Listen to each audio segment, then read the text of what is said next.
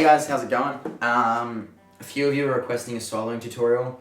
I'm in no way, shape or form qualified in any way to give you this tutorial, but I'll give it to you anyway because I taught myself how to play guitar and I think, I can teach other people. You don't have to know music theory, you don't have to read theory, but you're gonna have to get good at like reading tabs and ear training. Because mostly how I do my tutorials is I sit there with the song, like the new song, and I just listen to it and I basically try and play along to the melody. Then once I've got the melody, I can figure out the actual key of the song and then it's all good from there. So the first thing I'll show you is each song has like a major and minor key. And these keys consist of the major and minor scales, which have the exact same notes in them, but they just start at a different place. So most common songs will be in A minor, for example, which will sound like... Right, you're pretty used to that. But if I started at a different spot, if I started at the C, we now get the C major scale.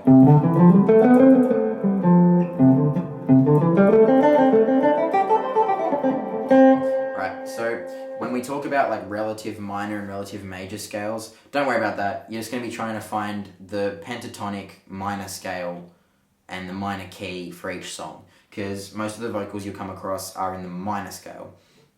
Just like a nitpicky thing, don't worry about it. So the first thing I'll show you is you can solo to any song using the pentatonic scale. And the pentatonic scale is 5 notes out of the normal minor scale that just sound good over everything. And why finding the key of a song is important is it's the same shape of the scale, so it's this shape, but just moving up and down depending what song we're playing over. So say for example Frank Ocean's Self-Control, that's up here.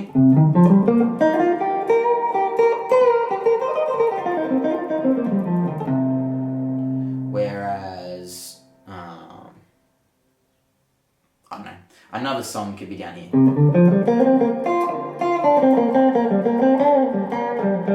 Same complete shape, it's just a different place on the guitar. And that's like one of the easy things about playing guitar. So the pentatonic scale goes, I'll start on the 5th fret, but we call this like the 1st fret because it's just like relative to the scale shape. 1, 4, 1, 3, 1, 3, 1, 3, 1, 4, 1, 4. Now you can get that anywhere on Google Images. You just type in pentatonic scale shape and it'll come up with that. But the main thing we focus on is the very first note that we play is what the key is going to be. So if I was performing and someone said to me, hey, this song's in G minor, I'd go, alright, on the 6th string, on this top string, where is G? 3rd fret, and then straight away I know how to play that.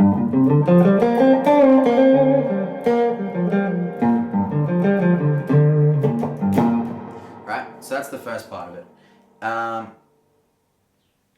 So you can play, once you get more comfortable with that scale, you can add, as I said before, the pentatonic scale is made up of 5 notes, whereas there are 7 notes in the natural scale.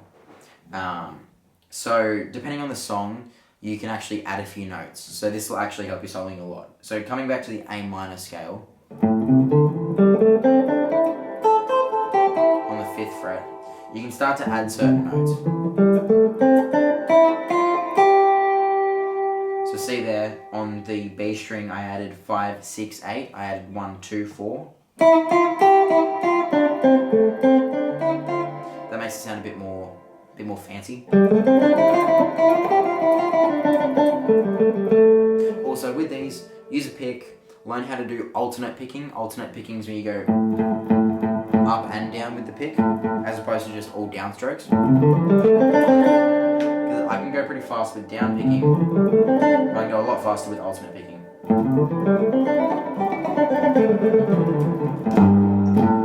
Right, so yeah, you can add this note here.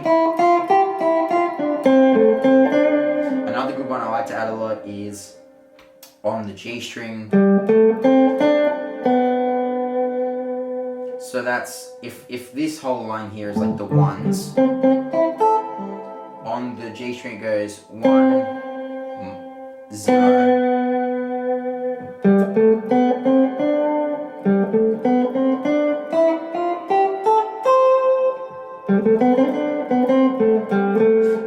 these come from the natural or the melodic minor scales, and you can look those up as well, and there's heaps of tabs. If you're good at reading tabs, you should pick them up pretty quickly.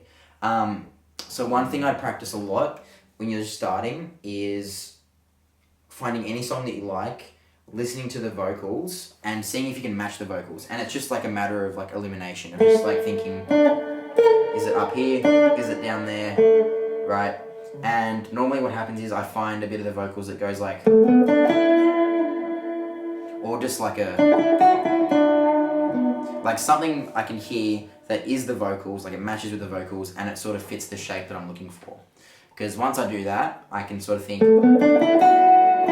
okay, that's the same as the vocals, and now I'm playing in the pentatonic shape. So now I can figure out,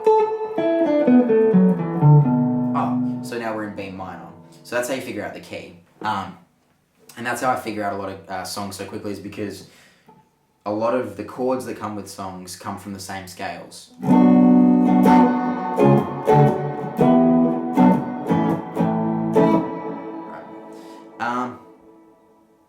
So that's that part ticked off. Now, onto actual soloing techniques. Now that I've got that music theory out of the way.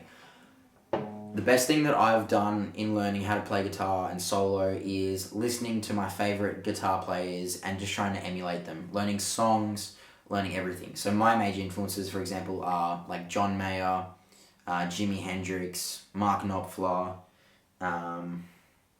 Santana, Carlos Santana. So if you start listening to your favourite guitarists and you start trying to learn their songs, you'll pick up some of their licks. It'll just help you a lot quicker than just trying to figure out the licks yourself. Like for example, a lot of the time I'll play like this. I'll play things like...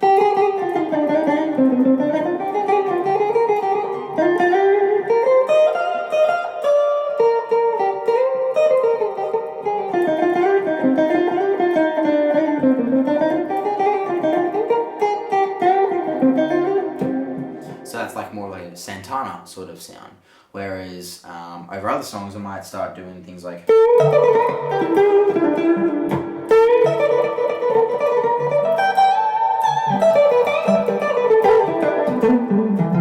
Whereas that's more of a Jimi Hendrix sound. So yeah, learn your favourite artists, start to listen very carefully to what they do, and you'll find through tabs that you'll learn how to do it. Hang on, my phone's just shut off. I've got the notes on my phone here. Get quite good at learning how to bend properly. Because one thing that makes you sound quite good as a guitarist is if you can actually bend to the note. One thing I'd recommend is when you bend, using all 3 fingers instead of just like 1 finger and trying to push up. It's not as strong. Doesn't work as well. So if, like say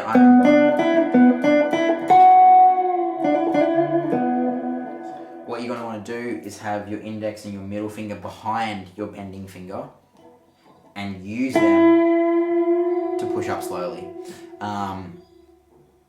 You'll hear it because you can just sort of think, I'm bending to that note, so I should be able to just listen for when you're hitting that note. You can hear if it's sharp or flat.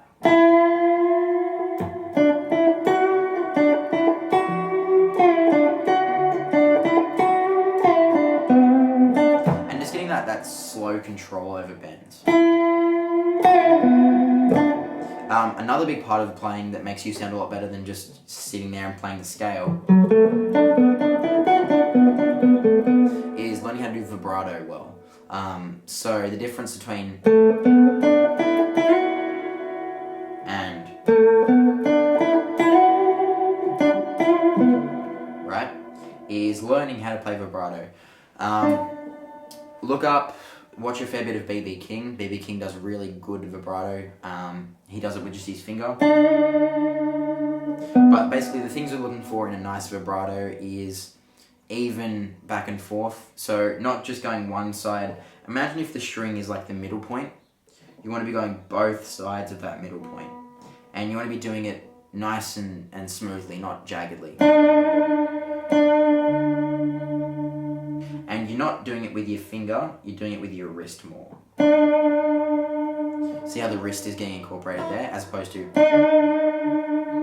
That's going to sound all janky, you don't like that. And it's the same with other fingers.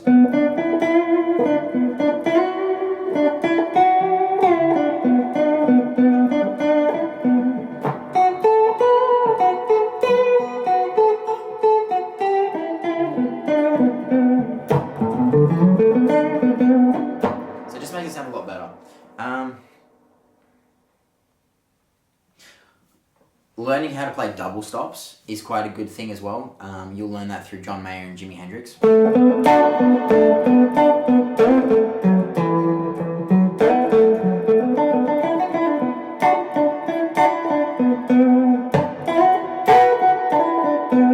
a double stop is when you play more than one note at a time, and normally it comes across when you're doing like hammer-ons, like...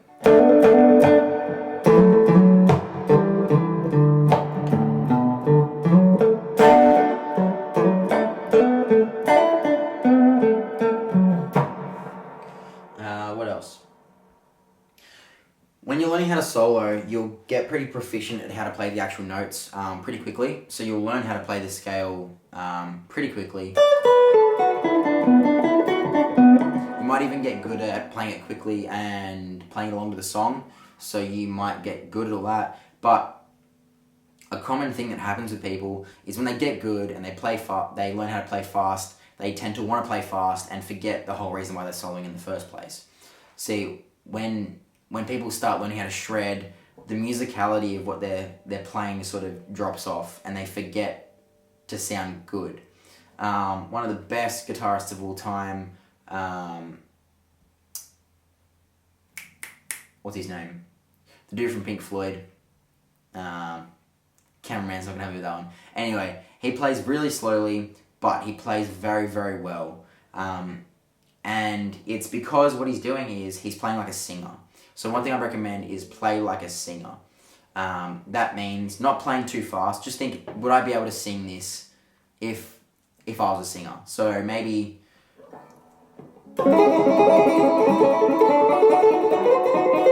Maybe that's not it. Maybe that's not the key. So yeah, in playing like a singer, you want to sort of play when you can and then sort of take the same pauses that someone would to take breaths. For example...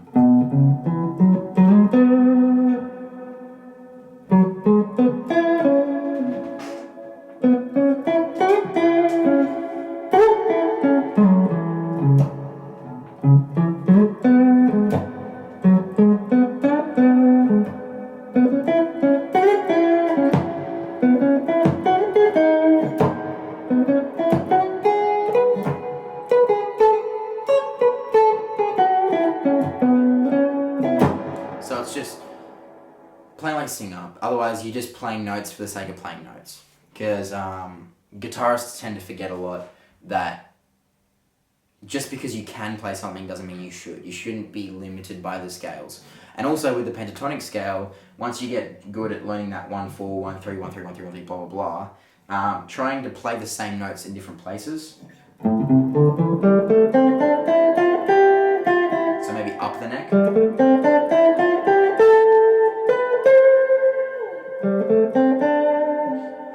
Maybe down the neck.